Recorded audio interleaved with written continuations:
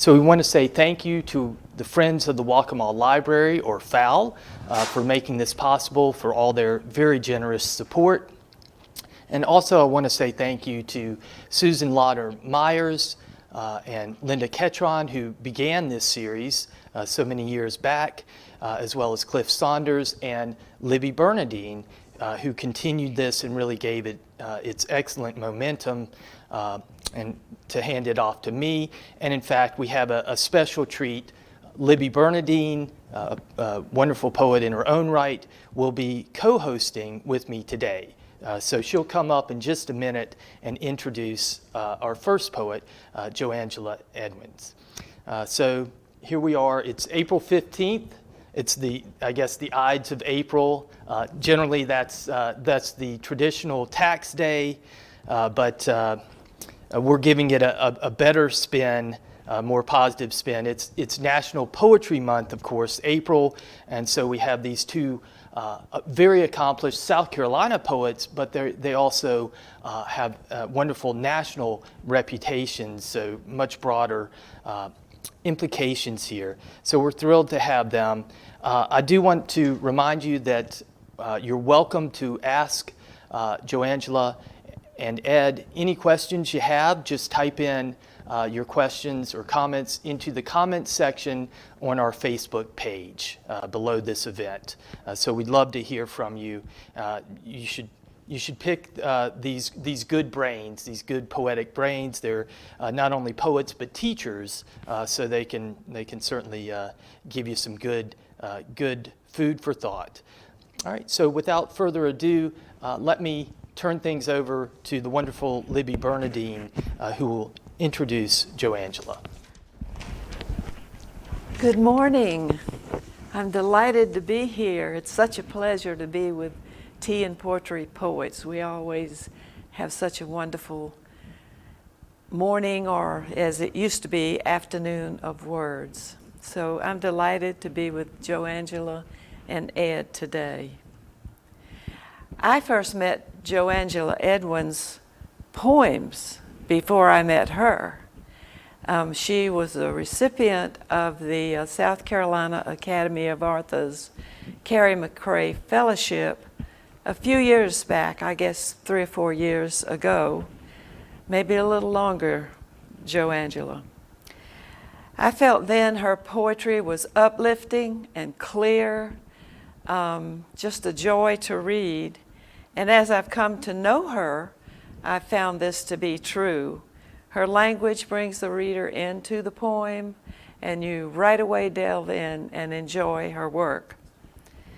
Joangela is a professor of English at Francis Marion University and is the poet laureate of the PD region.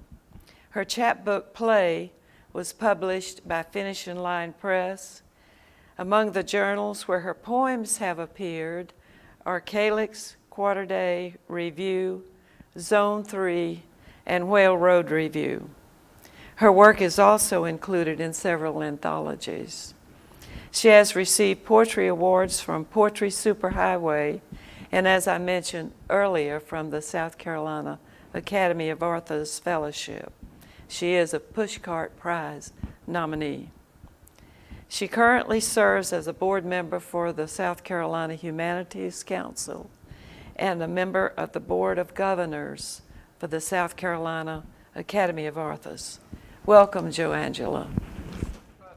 I remember several occasions at SCAA Board of Governors meetings or at other functions where you and I run into each other, and you're such a delight. So it's wonderful to hear you introduce me so kindly. I thought I'd begin because Daniel had asked us to read a poem by a poet who influenced us and talk a bit about that influence. And there are tons of poets that influence me and that I'm sure influence all of us as poets, way too many to name, but if I had to pinpoint it to one, it would probably be the poet Elizabeth Bishop, who passed away some 40 odd years ago, but wrote some absolutely beautiful poetry about nature, about human nature, and her the one she wrote that really I think affected me most is a famous one of hers. It's a villanelle, which is a French form that the English writers adopted. And it includes a lot of pattern repetition that creates a good form for writing about cycles. And one cycle that I think obsesses a lot of poets and certainly obsesses me is the cycle of life and death. And that appears in this poem. The poem is called One Art, and the poet is Elizabeth Bishop. The art of losing isn't hard to master. So many things seem filled with the intent to be lost that their loss is no disaster. Lose something every day, except the fluster of lost door keys, the hour badly spent. The art of losing isn't hard to master. Then practice losing farther, losing faster, places and names and where it was you meant to travel. None of these will bring disaster.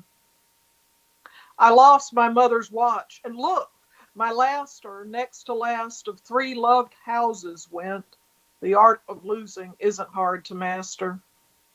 I lost 2 cities, lovely ones and vaster, some realms I owned, 2 rivers, a continent.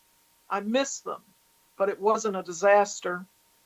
Even losing you, the joking voice, a gesture I love, I shan't have lied. It's evident the art of losing's not too hard to master, though it may look like, write it, like disaster. So I love that poem because it chronicles the accumulation of losses that human beings feel and how we try to cope with them. In one way, trying to deny it, as the speaker throughout the poem tries to deny the impact of her losses until we get to that wonderful final quatrain. And just the technical mastery in that poem impresses me. And it created a love of villanelles for me, and I've written several of them, some good and some bad. But it's a form that I think is really, really inviting to poets for lots of different reasons. Anyway, I'll move on and read some poems of mine. All of these have been written since the chapbook came out in 2016, and some of them have been published and some have not, and some of them are in a full-length manuscript that I am tweaking and also sending out, trying to get interest from publishers, and some are not. So it's a mixture. But the first couple are in that manuscript, which is loosely organized around the ideas of women that appear emerging through characters, female characters that appear in the Judeo-Christian Bible. And so the first 2 of these reflect that. The first one's called Eve. How many words contain her name? Even, as if she had an even chance. Prevent, as if her sin weren't preordained. Of course, every, as she was the mother of it all, dark and light, yes, even the serpent, her writhing child, the birth of her undoing. Who can blame her, not trusting the men, the father who commands without explanation, the mate who complains of the pain she left in his robbed breast? The prophet had him sounding thankful, proof the prophet thought himself a man. Any wonder she identified with a thing soon to be forced to crawl each day on its belly? But that's not right. She proved strong, as are all things built of bone. How else explain her choice to leave paradise? Make no mistake, to bring a beautifully flawed world into being. Who else but this stiff-backed woman caught in the midst of both never and forever? This poem is called Magdalene. She knew the men wouldn't believe her. As she ran to find them, she imagined their feet pounding away all trace of her backwards footprints. Their eyes must see the empty tomb for themselves. She couldn't blame them. She would want herself to be witness too, even to absence. Stories are powerful and best told in first person. And they would not see what she saw, the man God they each loved with their weak human hearts, speaking to her in a risen glory so quiet it stilled the wind. Then she wondered if the men with their wine-stained lips and furtive denials had eclipsed Eve's curse, if a woman might be born again a cornerstone. But no. Beneath it all, she understood the men would return, redeemed. Even Thomas, awash in disbelief, would be asked to plunge his hands in God's wounds. She was told not to touch, but she needed no such warning anyway. Blood was her intimate. She recognized the gash and crush of violent possession. She was a stranger to the frozen landscapes of doubt. This is an odd poem I wrote a couple of years ago. I'm not quite sure what inspired it exactly, but I think the title says it all. It's called The Noises Accidents Make. Familiar enough.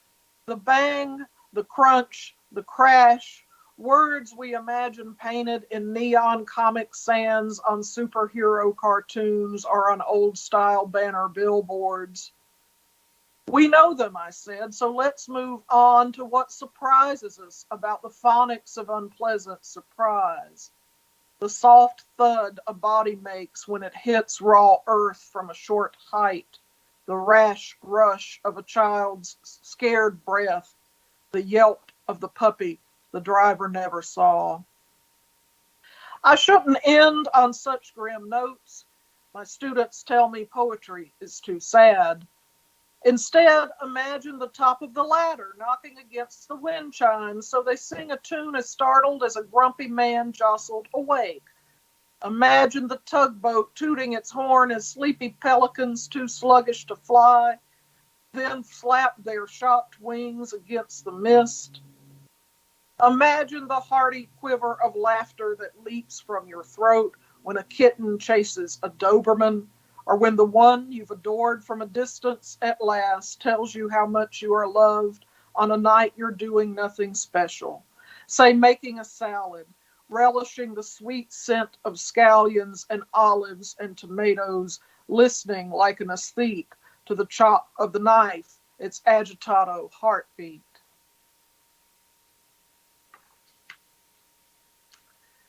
Like a lot of people out there, and perhaps writers in particular, one of the topics that keeps coming up and that we can't really ignore is the effect of gun violence in our culture, and particularly in schools. Just this week, there were deaths involved, or a death involved in a shooting in a high school in Knoxville, Tennessee, where I lived for 11 years. And I just imagine the agony that that school and the families of the children going to that school must have felt. And so it made me think of this poem. I've written a few poems about this topic, unfortunately, but I thought I'd read this one. This was inspired when I read an article 2 or 3 years ago about Massachusetts school children, young elementary school children, who were taught what to do during active shooter training, which is something when I was in school, we never would have occurred to us. We certainly didn't have, but now as a professor, we get it.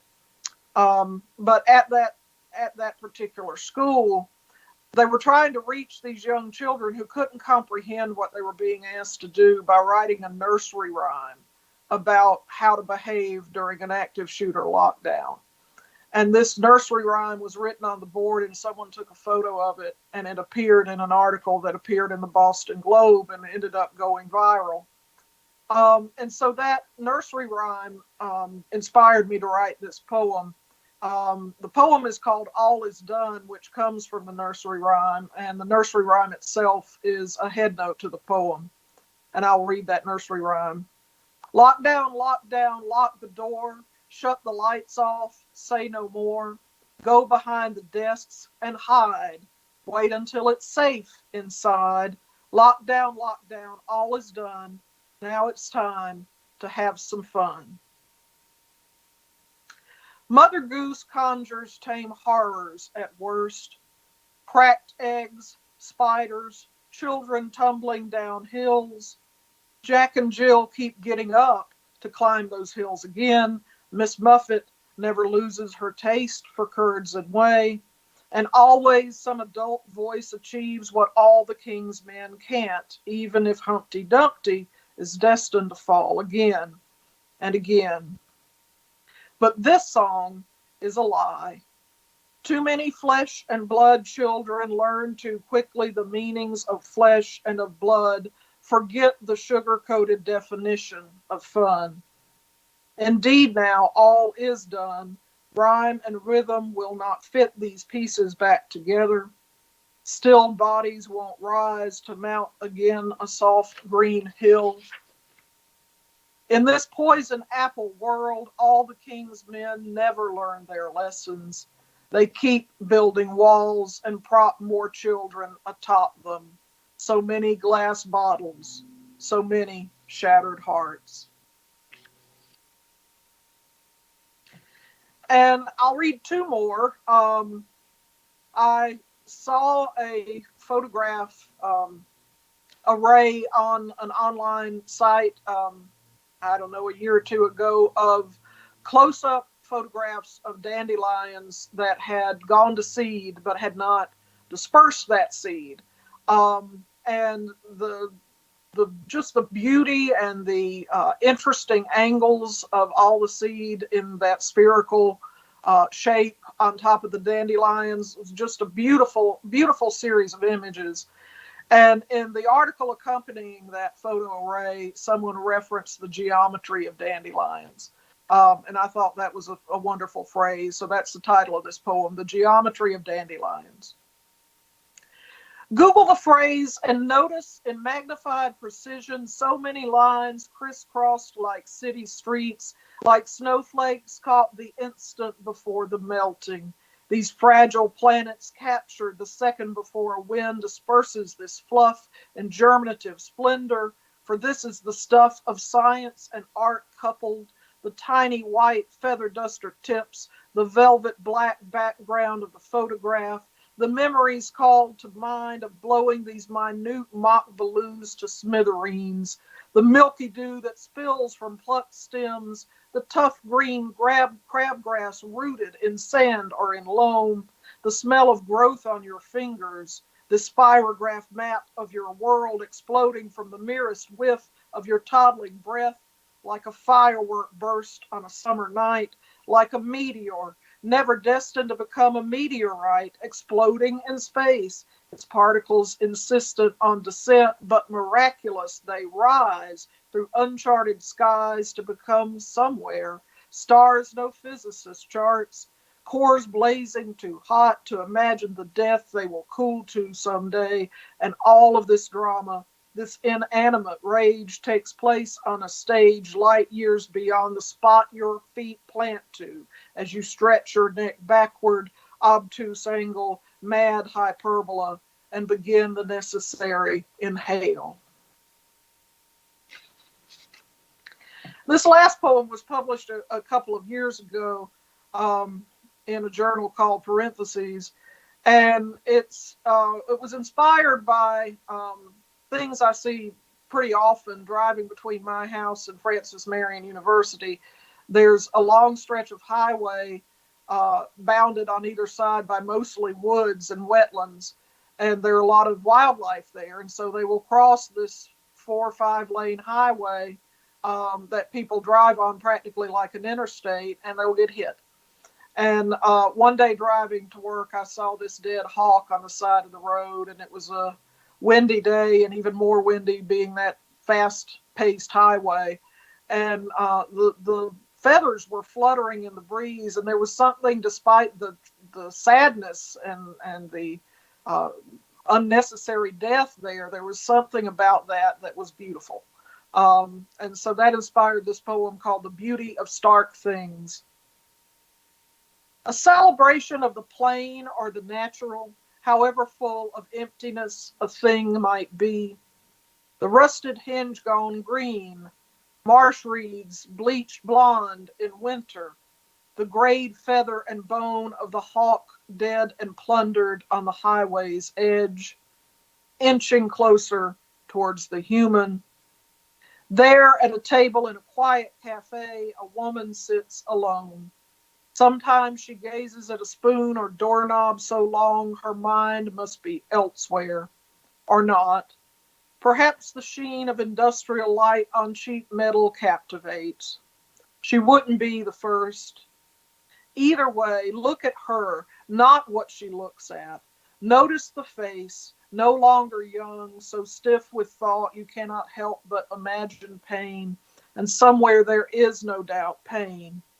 Yes, look at the face, pinched a bit now, eyes squinted, lips cracked, not what this muddied world would call beautiful. Still, you know it is beautiful as fire or flood, as beautiful as a stopped heart, beautiful like all of us, terrible, beautiful, so terribly beautiful.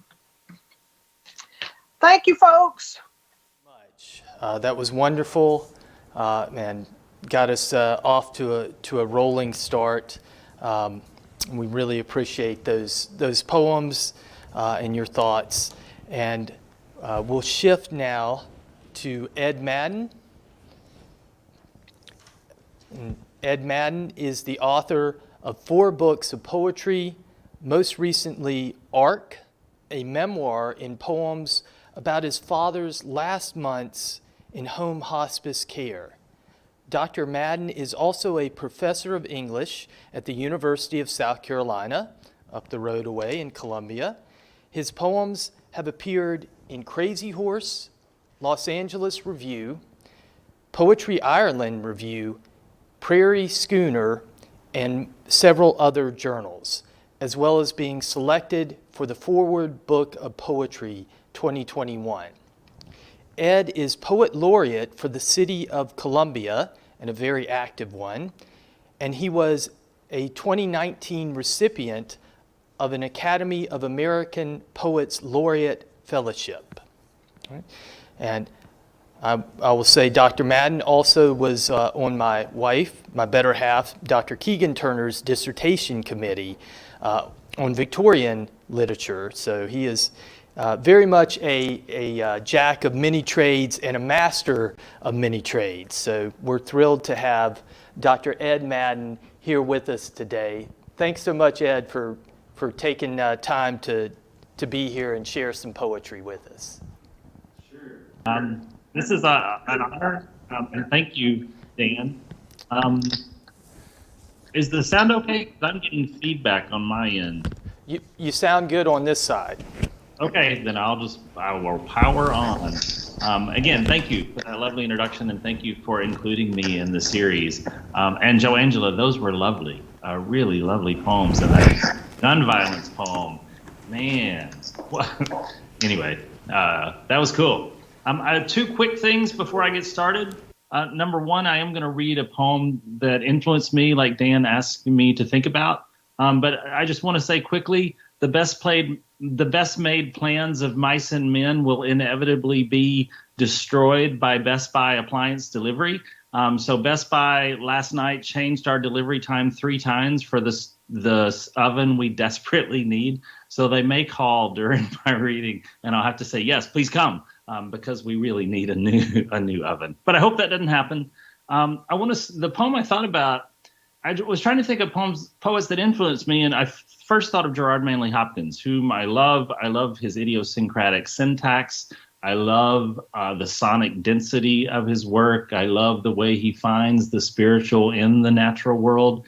But I've been thinking a lot lately about the classes I teach and where I can locate poems that raise questions of privilege, that raise questions of social justice, that raise questions of empathy. And one poet I really love is Edward Thomas. I love his careful attention to the natural world. I love the way he's attentive to the intersections of the natural world and the human world. And I love the way he can write about the natural world as a way to talk about the social. And so the poem I want to read is called The Owl. The Owl by Edward Thomas. Downhill I came hungry, and yet not starved. Cold, yet had heat within me that was proof against the north wind. Tired, yet so that rest had seemed the sweetest thing under a roof. Then at the inn I had food, fire, and rest, knowing how hungry, cold, and tired was I. All of the night was quite barred out except an owl's cry, a most melancholy cry shaken out long and clear upon the hill, no merry note nor cause of merriment, but one telling me plain what I escaped and others could not, that night, as in I went. And salted was my food and my repose, salted and sobered too by the bird's voice, speaking for all who lay under the stars, soldiers and poor, unable to rejoice. That's from 1917. I just think it's an amazing poem, how it moves there at the end. I'm going to read a few poems from Arc, the book that I wrote about taking care of my dad in home hospice care when he was dying of cancer, and then I'll read some new poems as well. So from Arc, I wanted to start with my favorite poem from the book, which is called How to Lift Him. Don't pick him up by the armpits, which seems easiest. You risk broken bones, bruised skin. Instead, once he's eased up, sits, shoulders hunched, feet slung over the edge. Lean down for the hug, your arms under his and around, hands flat against his back, his arms around you. This is what you do. Then lift him, his feet between yours, this timid dance around, this turn. Tell him to bend his knees as you ease him down to the chair, its wheels locked. Set him in slow. Kneel in front as if to receive his blessing. Lift each foot to its rest, wrap a blanket around him, you're going out. Stop at the old flat front desk, the last hiding place for his cigarettes.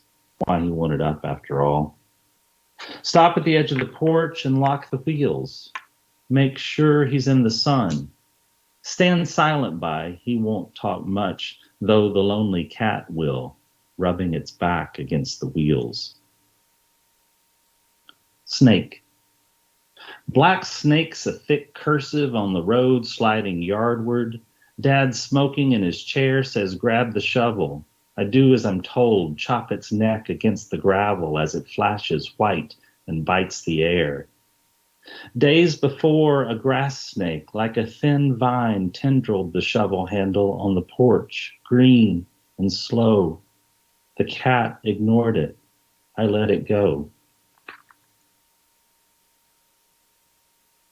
And one more poem from the book. Thirst. The nurse said, your father really looks at you when you walk into the room. He stares at you, she said. He must have something to tell you. But he never tells you. Later, another hospice worker listened to this story. She said, no, you know, sometimes as we're leaving this world, our world contracts to the small space of the room, to the few things we love.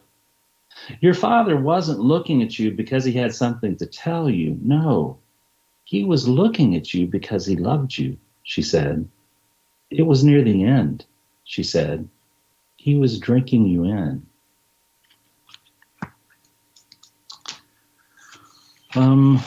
Another poem about my parents, The Angel of History. I dig up the iris, lift corms crammed 30 years thick and barely blooming near the road, make some room. The yard is cobbled with rotten acorns. My brother shovels them up, fills the wheelbarrow, throws them on the fire. All those possibles pop and hiss, each rotten the same way. My mom turns in her sleep, an angel still reaching for the ruins. It's not that words can be taken back, no. But now we're saying, now we're trying to say it different. And there are 5 buckets of iris left over. My aunt wants some, my cousins, some for the graveyard. It's all over after he's gone. Somewhere, everything happens all at once. He turns away, he turns back. I leave, I return.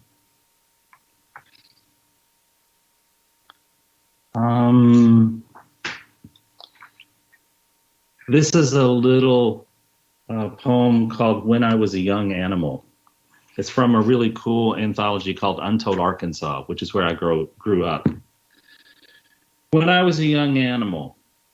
When I was a young animal, I learned by watching others, my father and the other men, my mother closing the door. The field smelled like a field. I didn't know that then. I could smell my young uncle on his hand-me-down shirts and pants, the buckskin coat with fringed sleeves, smell my grandmother's home when I tugged him over me, my young uncle, the one who showed me his dad's magazines. On the farm, we were a pack, the other cubs and me, roaming the dirt roads and fields, slinging clods at cars and one another, pissing on anything into the fire they built behind the shop to burn the trash, the small cans exploding in the flames. We were sunburnt, chigger bit, our mothers checked our skin for ringworm and ticks. I was a young animal. I learned by watching others.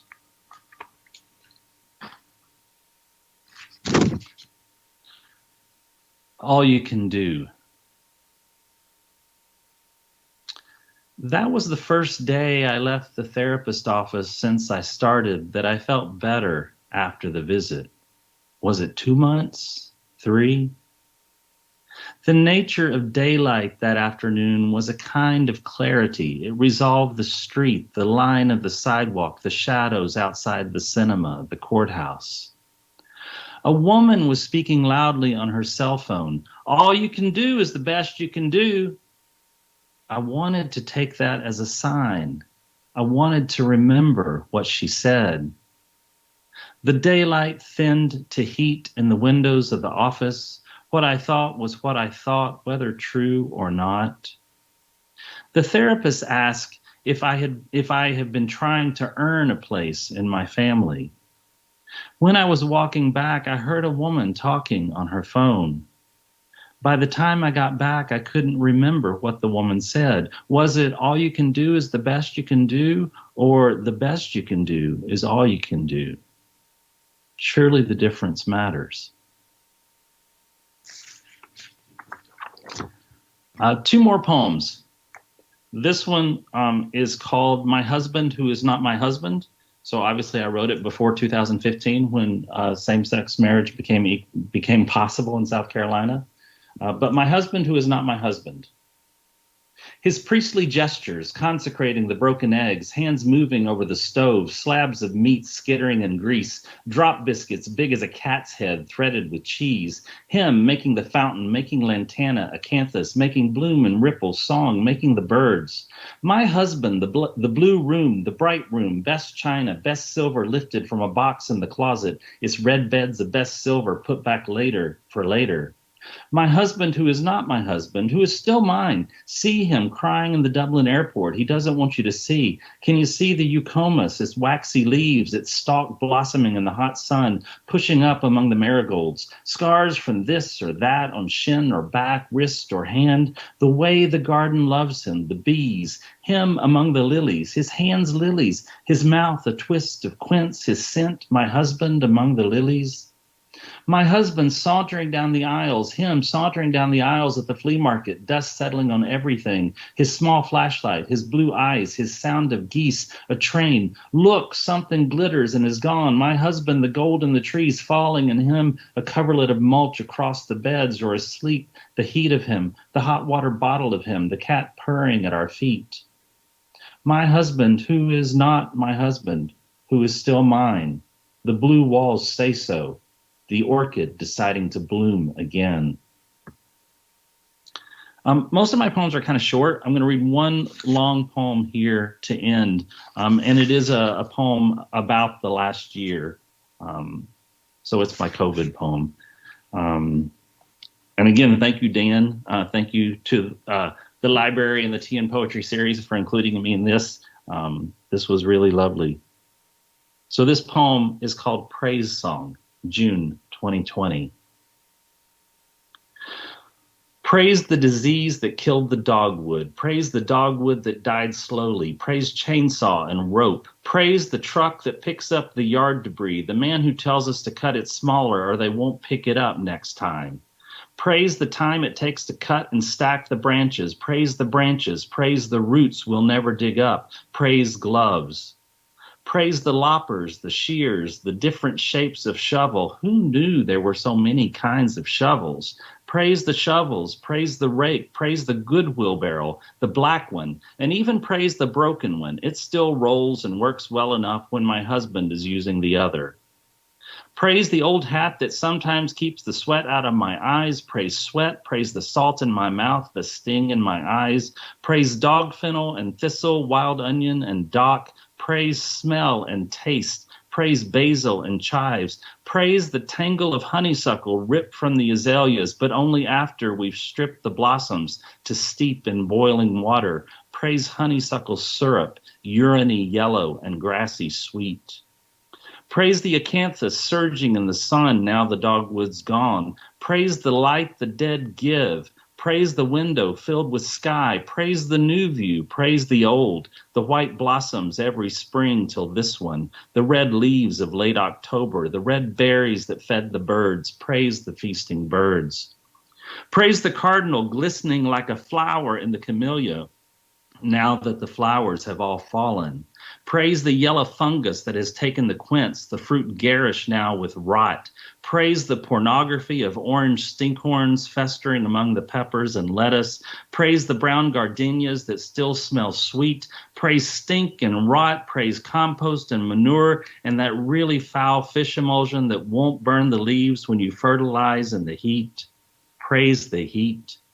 Praise the bristling roadside blackberries twining with Virginia creeper, poison ivy. Praise the black and red berries. Praise the stains on our hands. Praise the poison ivy, its lessons. Watch where you step, where you put your hand. Praise sunburn. Praise ant bite. Praise ants and praise the poison we sugar over them. Praise the way they boil up when we kick the mound. Praise the snake that startled my husband as he moved rocks he'd stacked up for a project.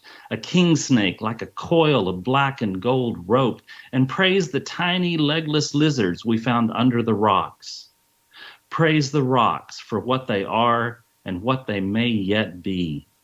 Praise the yard that keeps us busy now during the long sheltering that gives us things to do together. Praise the long sheltering for those who can shelter. Praise the shelter. Thank you. Thank you so much, Ed and Joangela. That was a wonderful set of readings, and Ed, wonderful poems. They are really very, very moving. So thank you so much for being a part of this.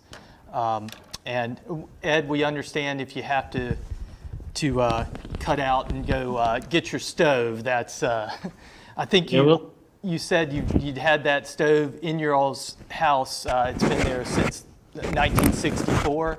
So it's probably, you don't want to miss that appointment, even for poetry. So we will understand, but hopefully we can get through a couple of questions before Best Buy shows up.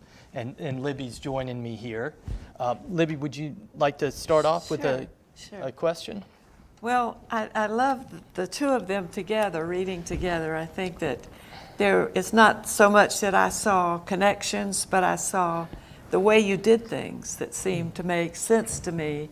I know particularly Joangela wrote about her, I think it was called the Hubcap House. You didn't do that. You didn't read that poem here, but you did in a recent reading, and you happened upon it, and then Ed happening upon the snake. So could you comment a little bit about how these influence your poems as you begin to think about writing about the events that you come across? Both of you. Well, I think a lot of poetry and the creative process in general, not just writing poetry, is being observant of things. I'm not nearly as observant as I should be, as my friends and my students and everybody else perpetually point out. But those things that do catch your eye that sometimes may not catch everyone else's. Now, that hubcap house in Florence is going to catch everybody's eye. If they drive past it, you can't help it. But things like that dead hawk or whatever, you see things that suddenly strike you, and it's how they strike you that might be the start of a poem. But I imagine Ed will agree that a lot of times when you start a poem a certain way, you're not sure where it's going to go, and it's a good thing to not be sure where it's going to go. I think Robert Frost said, no surprise in the writer, no surprise in the reader, and I think there's definitely truth to that. Most of the poems where I end up having an idea of where it's going to land, it doesn't land there at all, and if it does, it's probably not the best poem. So that's what you see things and they strike you, and you just can't help but start thinking about it and writing about it, but you're not sure where it will take you. Yeah, I mean, I absolutely agree. I love the D.H. Lawrence's suggestion that a poem is an act of attention. But I also think about what Mary Oliver says, that poems are like prayers in the ways that they direct our attention to the world around us. The praise poem I was in a workshop last summer with James Cruz, who just released that beautiful anthology, Poems of Gratitude. And so the workshop was about poetry and mindfulness. And I was working on a poem about being grateful for everything going on, despite everything going on. And I was working on the poem, and the snake really did interrupt the poem, because while I was working on that poem was when Bert ran in and said, "What is this?" He had taken a picture of the snake. So luckily I knew it was a king snake, so he wasn't going to kill it. But still, it surprised us. It surprised me in the midst of writing the poem. So I thought it had to be there. But yeah, I think what Joangela said is absolutely true. And it's what I tell my students, that poetry is about paying attention. Fiction and narratives are about telling stories. And even when there's a narrative poem, I think poems are so much about that intensity and concentration of attention in a moment, rather than telling the long story. You're talking about the moment. And I think that's, I realize I'm just repeating myself, but that's where the active attention matters, is because you are giving us that intensity of concentration on the singular lyric moment that you're experiencing, or that the speaker of the poem is experiencing. And I would add, I think Ed illustrated that really well, particularly in his poems about caring for his father. Those just are like, oh my gosh, they knock you out, because anybody who's had to care for a sick or elderly relative or friend understands that those moments happen all the time, but they sometimes, if you're not recording them, they get lost in the shuffle. And there's so much emotion in those moments. There's so much about what makes us human in those moments, that I think that's why poetry pays attention to those moments, because poetry's trying to capture what it means to be human at a certain level, even if the poet's writing about something that seems entirely inhuman. You about Ed's poems about his father. I've heard Ed speak about that before, and I can't read a poem from ARC or see the video, the talk that you did, TED Talk I think it was, of the same title, How to Lift Your Father, correct? And I can't, even though I've seen them more than once, seen that twice, read your poems, you still bring tears to my eyes, because it's such a powerful rendering of yearning and understanding and loving between the father-son. Thank you. I guess I really like the poem Thirst a lot. You point out how to lift him, but I like Thirst because Thirst is about the way that poetry can give us another way to frame something. So, I mean, I guess I think all through that experience, the one hospice nurse was saying, your father keeps staring at you. He has something to tell you. So that was my experience, that my father needed to tell me something and never told me, right? And then this other hospice worker says, no, you know. And so I love that she gave me a poem that's about how language can reframe something, even something you've already framed in a particular way. And so she let me retell the story, the very same experience, but retell that story as a healing story rather than a hurtful story. So it's not just about the precision of experience, but thinking about what language we use and what that how that language frames it, how that language helps us to understand it, but also how it can help us to understand it differently. But thank you, Libby. I'm grateful for what you're saying. Yes, and that you may have, both of y'all may have in part addressed this question that came to my mind. You gave us such wonderfully powerful moments, lyrical moments throughout those sets of poems. And, you know, to use Jo Angela's terms, the terrible and the beautiful kind of collide throughout y'all's work. How does poetry help us respond in a different way to these to potentially terrible moments, these difficult to awful experiences? Is there anything too terrible for poetry to take on?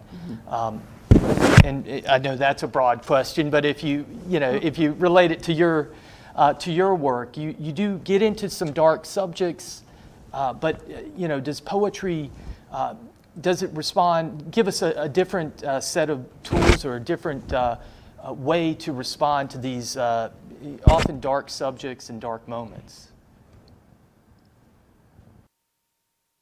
Yeah, I think absolutely poetry gives us opportunity, as so many different types of art, gives us opportunity to, I guess, try to I hate this word, but try to process what it is that we're experiencing. And I don't think every poet can take on every dark subject. Certain subjects are better suited to certain poets for a variety of different reasons, but I don't really think there is any subject that is a human subject that is too dark for a poet to take on. We have to write about the difficult.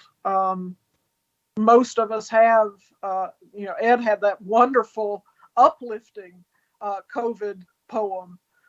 Most of us going through the pandemic were writing.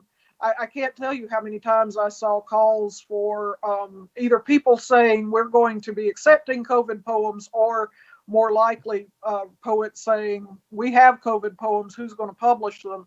Because we have to go through what we go through. We have to write about it somehow if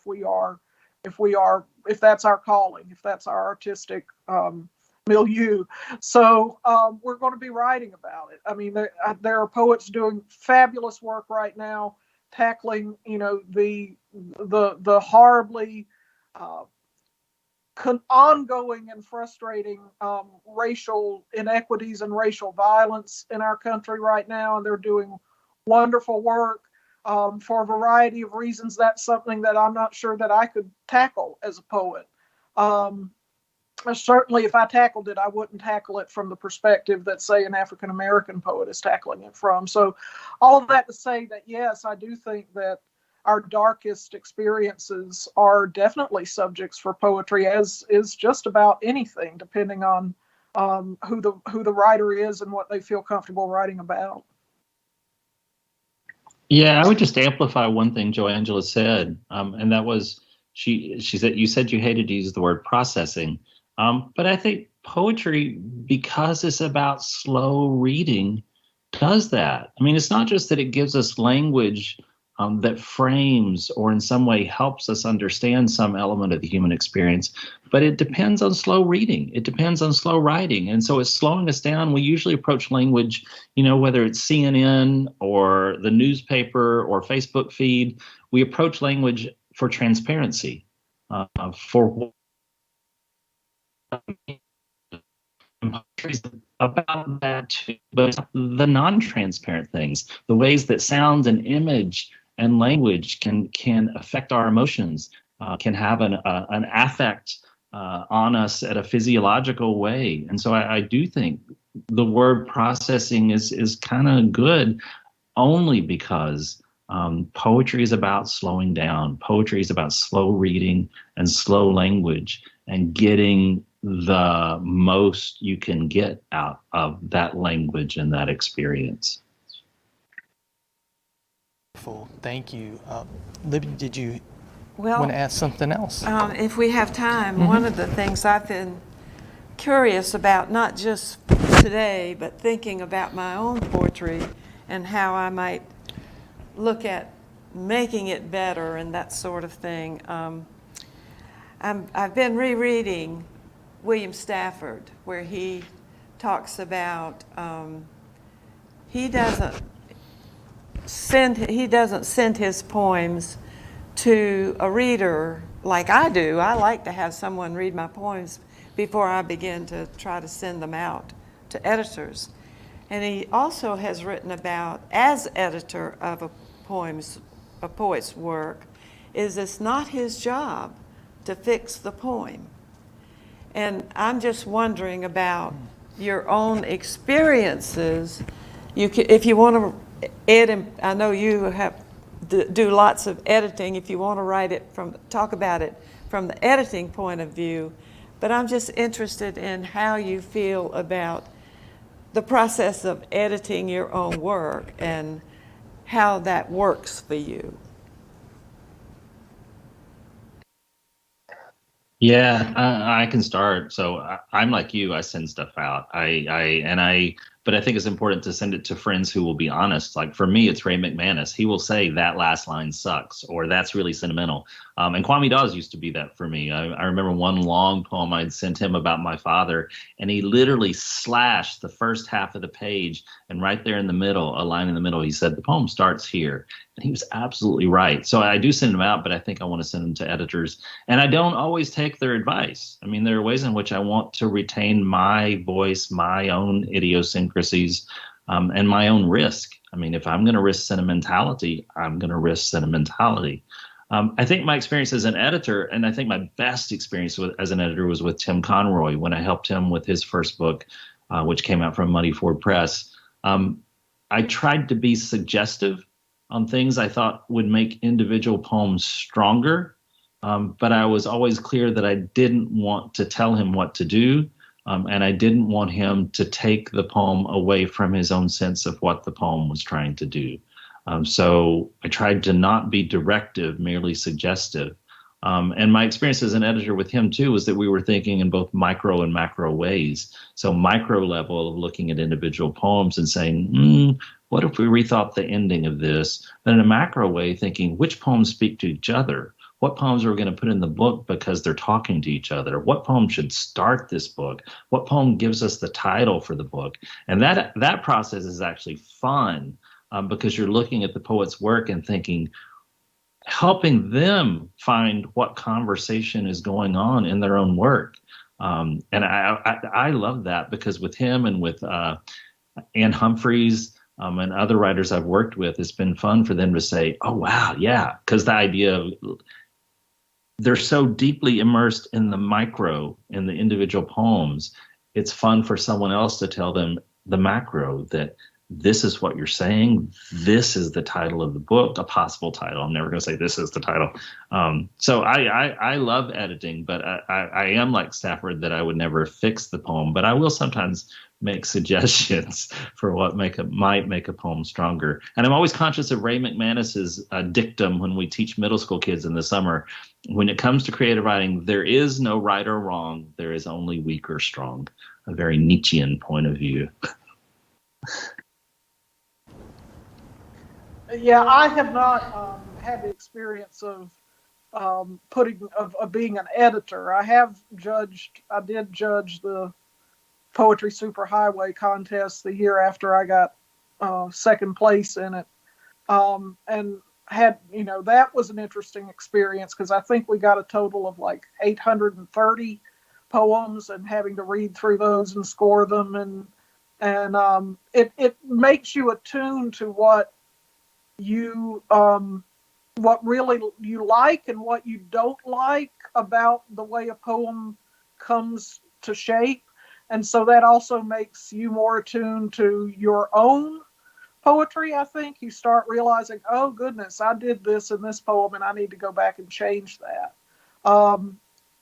And so one day I think it would be wonderful if I did get an opportunity to do some editing, because I'm sure it would teach me a great deal, both about the poets out there who are writing but also that conversation that Ed is talking about. I have several friends who are editors, and they absolutely agree that you're looking for that sort of macro vision, that a lot of times when they turn a poem down, it isn't that the poem isn't a good poem, but it doesn't work with the conversation that the entire collection or the entire issue of that particular journal might be having.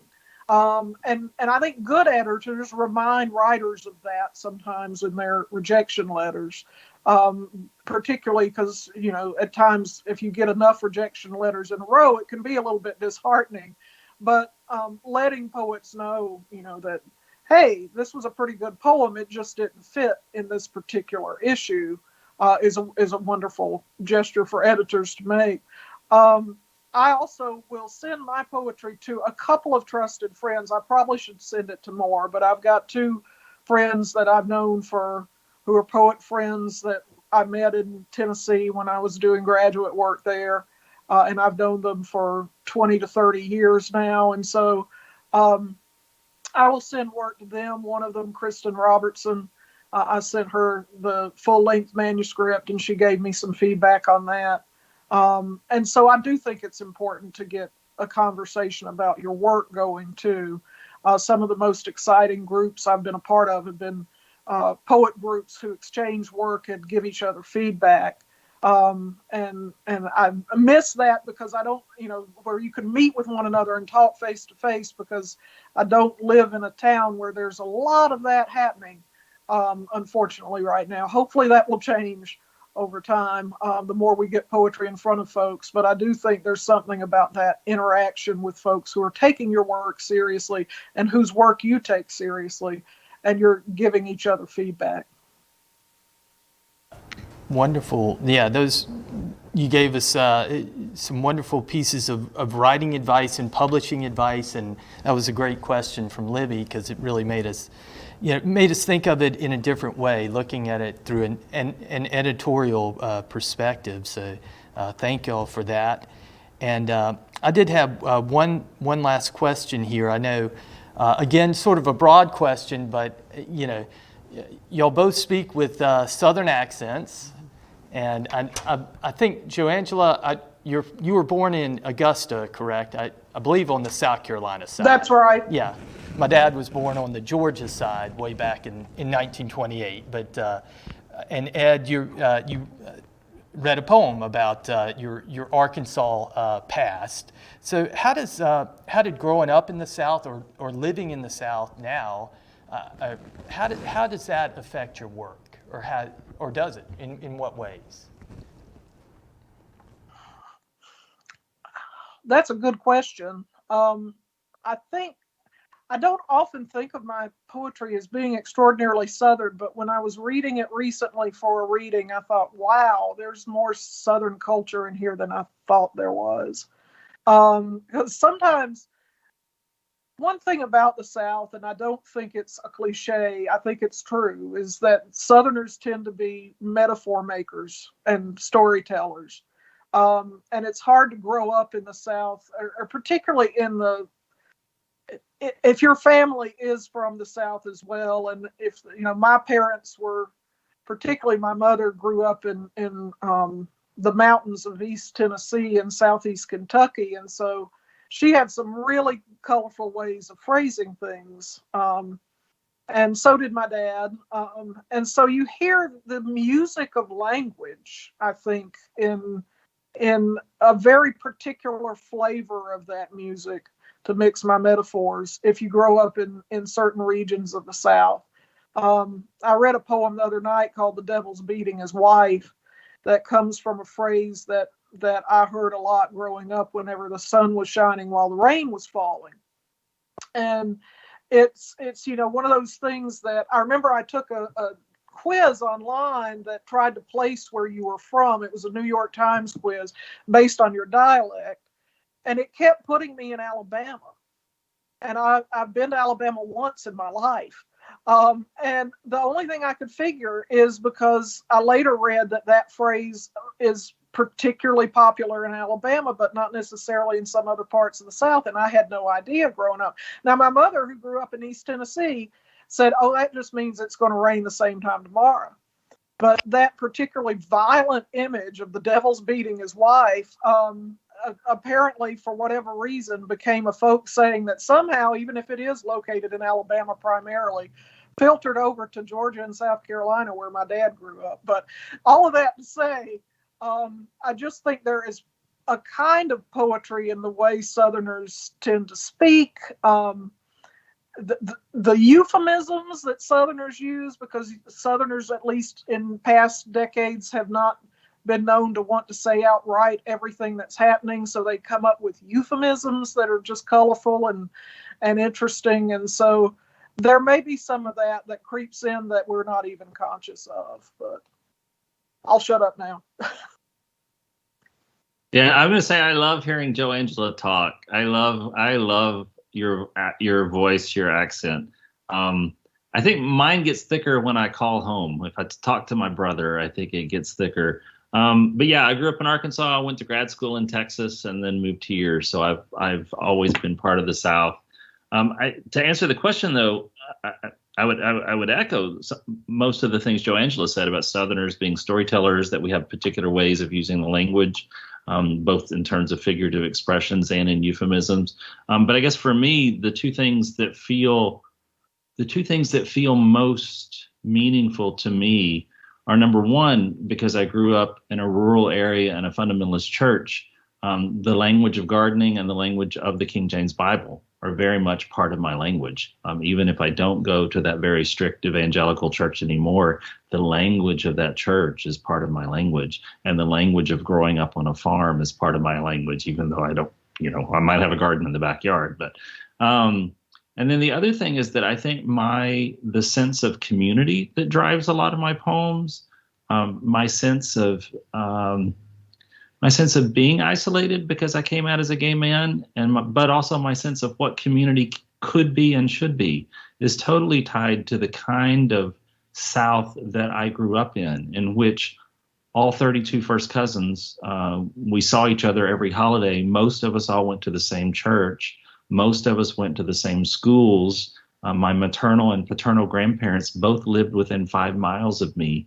And so my sense of the ways in which family and spiritual community and educational community and community period can intersect and can function in positive ways is totally tied to the kind of Southern culture that I grew up in.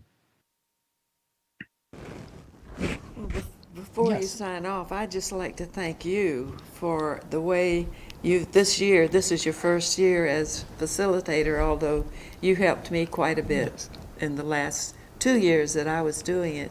And I look at the wonderful 2 people we've had today, and you've done that with every session. And thank you so much for your leadership. Well, yeah, and thank you, Libby, for all you did to get this thing going and with the momentum it has, to hand it over to me, and thank the poets really, and Joangela and Ed today for being part of this. That's, we do appreciate it, and y'all are doing such great work as poet laureates, really keeping poetry in front of people and being active and showing the value of poetry to so many different audiences. So we're thrilled to be able to showcase y'all today.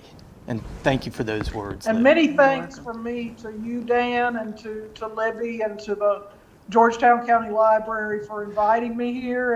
And I was just so thrilled to hear Ed read his poetry. Yeah. It was so exciting to be part of this. And I do want to mention that Dan's going to be reading poetry for Poetry Across the PD on Tuesday evening at 7 o'clock. And I'm going to be hollering at Ed once the semester's over for all of us to read for us in the summer when things are a little bit calmer. So I would love be that. warned, Ed. I would love to do that. Yeah, thank you all. This was super.